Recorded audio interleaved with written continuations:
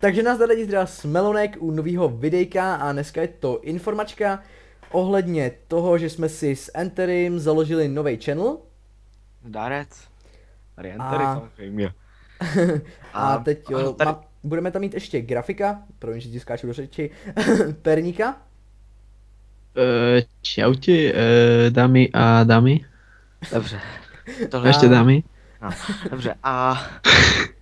Zvážíme se to, protože aby to bylo ty videa častěji a kvalitněji, teda aspoň u mě kvalitněji.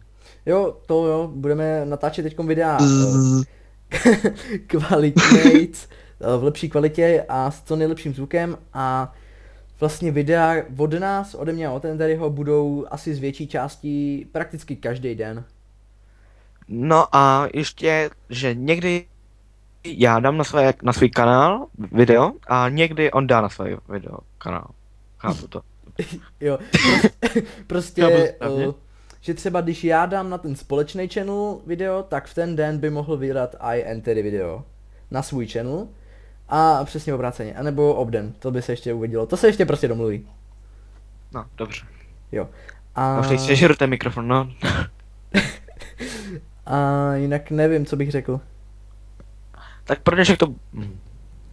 Asi to bude všechno. Jo a ještě, že každý pátek bude livestream. Ano. Asi většinou v pátek, no. Ano. Jo, a ještě k tomu livestreamu, to bylo tam hodně lidí, 34, dost. Byl tam do toho Mike CZ z Roms, teda čuměl. Co teda? Každý říkal na Skypeu, jsem slámný. Zabil mě Mike. Jen takový, že jsme se furt překřikovali, to bylo hrozný. Alebo som šťastný, zabil ma Entery. Áno, som šťastný. Lebo to som hovoril aspoň ja, alebo zabil ma do toho. Som cool. Ne, no, ale stejně mi někdy připadalo, že to spíš neorganizuje Melounek, ale spíš někdo jiný, ale to je jedno. No právě, ale to je jedno, no. Takže... Večer častí, ale OK.